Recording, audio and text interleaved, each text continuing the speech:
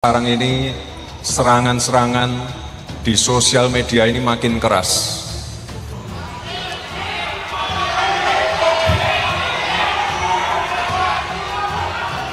Tidak perlu ditanggapi. Kita tetap santai, jangan terprovokasi, kita tetap turun ke bawah, kita tetap door to door. Nanti angka-angka yang ada di survei, angka-angka yang ada di TPS yang membuktikan. Semua manusia bisa dan selalu menerima kenyataan apapun yang menjadi nasibnya ketika itu didasari oleh nilai keadilan. Kita semua bisa menerima untuk selalu menjadi rakyat jelata, asalkan itu bersandar pada keadilan. Sebaliknya kita tidak bisa tinggal diam ketika ada penguasa kekuasaan yang berlaku tidak adil demi kepentingan tertentu. Kami kan lagi berkuasa. Sawat yang mau berkuasa itu yang nggak pernah berkuasa, kalah melulu. Sekarang Machiavelli mulai menghalalkan semua cara.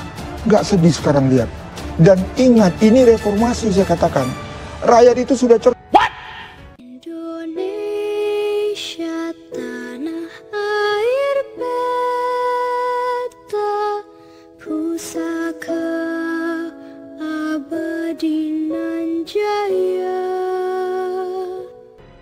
Perhelatan Pesta Demokrasi Indonesia akan segera digelar pada bulan Februari 2024 mendatang.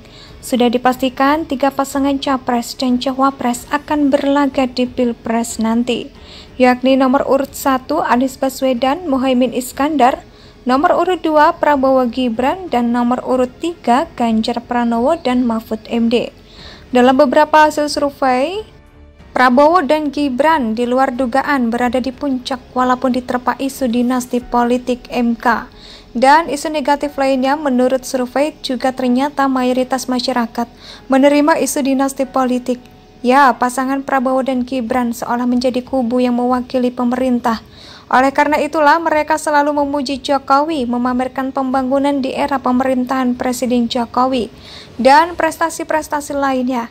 Sebaliknya, pasangan Anies Baswedan dan Muhaimin Iskandar sering menyindir yang merupakan kritikan terhadap pemerintahan Presiden Jokowi, baik dari segi ekonomi, politik, hukum, ataupun pembangunan. Dan sepertinya pasangan Prabowo dan Gibran Rakabuming akan mendapatkan keroyokan dari 2 kekuatan besar, yakni dari 2 kubu Anies Baswedan dan Muhaimin Iskandar, juga Ganjar Pranowo, Mahfud MD, kubu Ganjar Pranowo. Mahfud MD kini seolah menjadi pihak oposisi yang selalu mengkritisi pemerintah. Padahal banyak menteri dari PDIP yang berada di kabinet pemerintah dan Presiden Jokowi, kubu Ganjar dan Mahfud MD juga Anies Baswedan Muhaimin Iskandar ada kemungkinan untuk bersama-sama menyerang Prabowo dan Gibran. Ya, walaupun tidak bergabung menjadi satu, tapi mereka bisa sepakat untuk bersama-sama menyerang nomor urut 2, apalagi dikabarkan Tim Pemenangan Nasional atau TPN pasangan Capres dan Wapres nomor urut 3 Ganjar Pranowo dan Mahfud membangun komunikasi dengan kubu pasangan Capres Cawapres nomor urut 1 Anies Baswedan Muhaimin Iskandar atau AMIN. Hal itu dikatakan oleh Sekjen PDIP Hasto Kristianto dikarenakan mulai adanya tekanan dari pihak tertentu. Ya, salah satunya terkait banyaknya laporan berupa pencopotan baliho-baliho bergambar Ganjar dan Mahfud. Ganjar Mahfud merasa punya nasib yang sama. Maksudnya mendapatkan tekanan dengan Anies Baswedan dan Muhaimin Iskandar. Oleh karena itu, alangkah lebih baiknya bila mereka bekerja sama saja dulu. Kalau Pilpres berlangsung 2 putaran, maka yang akan maju adalah pasangan Anies Baswedan, Muhaimin Iskandar, dan Ganjar Mahfud. Prabowo Gibran mungkin ya pastilah diharapkan gugur duluan. Kemungkinan Prabowo Gibran tidak bisa maju ke putaran 2 cukup logis. Selain karena tekanan dari 2 kubu tadi Prabowo Gibran juga harus menghadapi isu dinasti politik dan mahkamah keluarga yang menjadi bom waktu kapan saja bisa meledak. Kalau nomor urut 1 dan mampu memanfaatkan kelemahan nomor urut 2, apalagi bekerja sama untuk mengukur nomor urut kedua, bukan tidak mungkin Prabowo kembali gagal di Pilpres. Sementara itu, Waketum Partai Gerindra, Habibur Rahman menyebut upaya penjegalan terhadap bacawa Pres Gibran sudah gagal total. Ya, pada akhirnya upaya penjegalan terhadap Gibran gagal total dan saat ini rakyat punya cawapres muda yang concern sekali terhadap persoalan anak-anak muda, kata Habibur Rahman. Ya, tapi terserahlah mau ngomong apa, anggap saja bukan penjegalan, tapi rekayasa konstitusi yang berhasil memajukan anak-anak muda yang belum cukup umur untuk ikut Pilpres. Dia yakin di Pilpres 2024 nanti Prabowo dan Gibran akan menang satu putaran jika tidak ada kecurangan.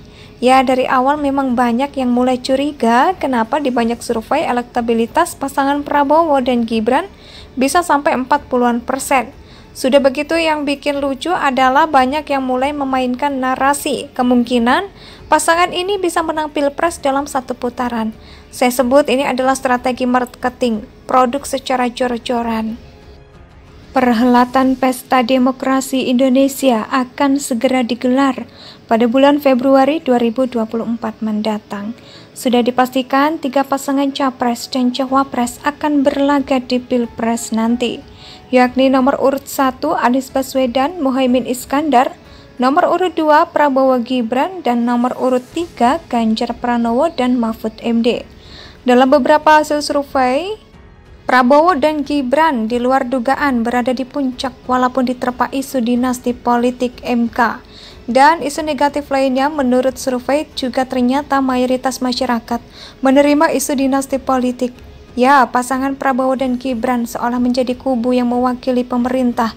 Oleh karena itulah mereka selalu memuji Jokowi, memamerkan pembangunan di era pemerintahan Presiden Jokowi, dan prestasi-prestasi lainnya. Sebaliknya, pasangan Anies Baswedan dan Muhaimin Iskandar sering menyindir yang merupakan kritikan terhadap pemerintahan Presiden Jokowi, baik dari segi ekonomi, politik, hukum, ataupun pembangunan, dan sepertinya pasangan Prabowo dan Gibran Rakabuming akan mendapatkan keroyokan dari dua kekuatan besar, yakni dari dua kubu Anies Baswedan dan Muhaimin Iskandar, juga Ganjar Pranowo, Mahfud MD, kubu Ganjar Pranowo. Mahfud MD kini seolah menjadi pihak oposisi yang selalu mengkritisi pemerintah. Padahal banyak menteri dari PDIP yang berada di kabinet pemerintah dan Presiden Jokowi, kubu Ganjar dan Mahfud MD juga Anies Baswedan Muhaimin Iskandar ada kemungkinan untuk bersama-sama menyerang Prabowo dan Gibran. Ya, walaupun tidak bergabung menjadi satu, tapi mereka bisa sepakat untuk bersama-sama menyerang nomor urut 2, apalagi dikabarkan Tim Pemenangan Nasional atau TPN pasangan Capres dan Wapres nomor urut 3 Ganjar Pranowo dan Mahfud membangun komunikasi dengan kubu pasangan Capres Cawapres nomor urut 1 Anies Baswedan Muhaimin Iskandar atau AMIN. Hal itu dikatakan oleh Sekjen PDIP Hasto Kristianto dikarenakan mulai adanya tekanan dari pihak tertentu. Ya, salah satunya terkait banyaknya laporan berupa pencopotan baliho-baliho bergambar Ganjar dan Mahfud. Ganjar Mahfud Indonesia sejak dulu